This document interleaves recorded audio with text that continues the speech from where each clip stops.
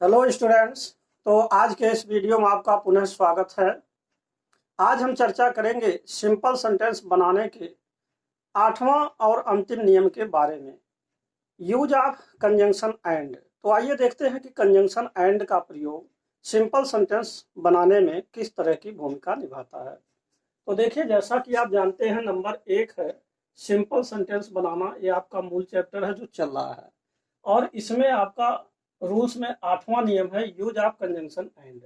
अब इसमें एक कंडीशन है कि कंजंक्शन जो एंड है इसका प्रयोग तब किया जाता है जब दिए गए वाक्यों में समान पद वाले शब्द या शब्द समूह आए हों।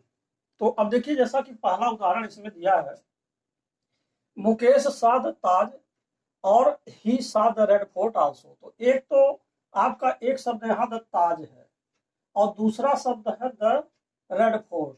अब देखिए, दो शब्द आए और इन दोनों शब्दों के मध्य में हमको कंजंक्शन एंड लगा देना है। देखिए, द ताज यहाँ हो गया एंड द रेड फोर्ट। दूसरी बात यह है, उदाहरण नंबर 2 में I take milk, I take sweets, I take biscuits also लिखा है। तो एक शब्द आपका मिल्क है, दूसरा शब्द आपका स्वीट्स है, तीसरा शब्द आपका बिस्किट्स है।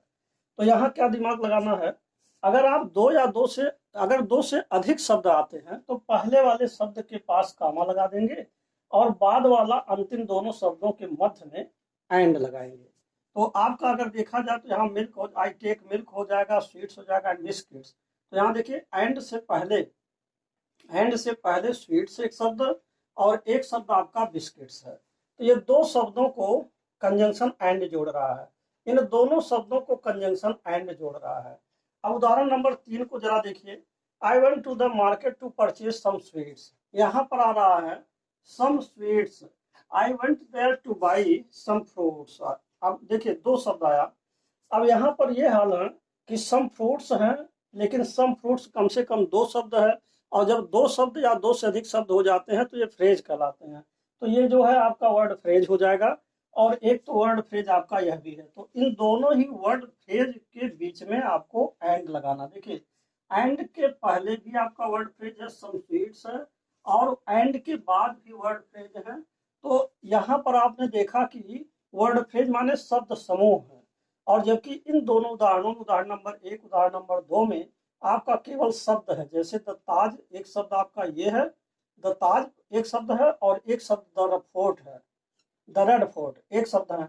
और यहाँ देखिए, आपका स्वीट्स जो है एक शब्द है, और बिस्किट्स आपका एक शब्द है। यहाँ सिंगल सिंगल वर्ड है, और यहाँ पर आप देख रहे हैं दो दो वर्ड है, इसलिए ये वर्ड फ्रेज हो जाएंगे, जिसको आप कह सकते हैं कि वर्ड फ्रेज। और इसके बाद यह भी आपका वर्ड फ्रेज हो जाएगा, वर्ड फ्रेज।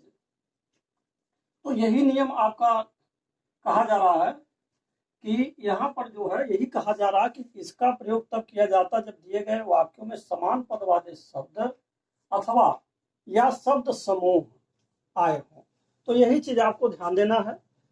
अब यहाँ पर एक प्रश्न और बनेगा, और वह प्रश्न क्या बनेगा, कई बार लोग ये सोचेंगे कि Mukesh saw the Taj, he saw the red fort also लिखा है, तो Mukesh saw the Taj and the red fort also लिखा जाएगा कि नहीं लिखा जाएगा? बिल्कुल नहीं लिखा जाएगा, क्योंकि यहाँ जो कंजंक्शन एंड है इसका संबंध केवल दो, यहाँ देखिए, दिए गए वाक्यों में समान पद वाले शब्द या शब्द समूह हो, तो इन्हीं दोनों शब्दों के मध्य में एंड लगा देना है यहाँ पर, और यहाँ दो शब्दों के मध्य में आपको एंड लगा देना है, और यहाँ दो शब्द समूहों के मध्य में एंड लगा देना है।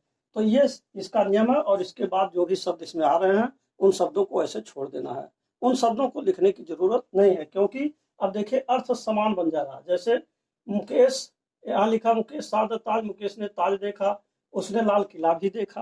तो यहाँ कहा जा रहा Mukesh saw the Taj and the red fort, Mukesh ने ताज और लाल किला को देखा। तो अर्थ पूरा दे रहा है।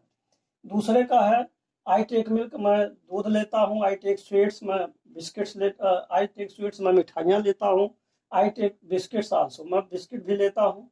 तो यहाँ हो जाएगा I take milk sweets and biscuits, यानी मैं दूध, मिठाइयाँ और बिस्किट लेता हूँ। तो अर्थ कंप्लीट पूरा दे रहा है। इसी प्रकार आपका तीसरा है, I went to market to purchase some sweets, मैं बाजार में कुछ मिठाइयाँ खरीदने गया, I went to there to buy some fruits also, मैं वहां पर कुछ फल भी खरीदने गया। तो जब जोड़ेंगे तो ये हो जाएगा I went to market to purchase some fruits and some sweets and some fruits, यानी कि मैं मार्केट में, बाजार में कुछ मिठाइयाँ तथा कुछ फल को खरीदने गया। तो इतने से काम चल जा रहा है। तो आपको और जो एक्स्ट्रा इसके ऑर्डिनरी वर्ड्स हैं, या जिसको आप कह सकते हैं कि ये इनका एक तरह से नॉट यूज्ड वर्ड हैं, इनको यूज करने की ज़रूरत नहीं है।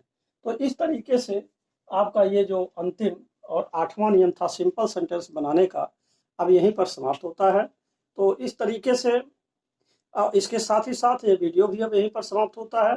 अब इसके बाद जो दूसरा खंड है कंपाउंड सेंटेंस, आप नेक्स्ट वीडियो में पढ़ेंगे।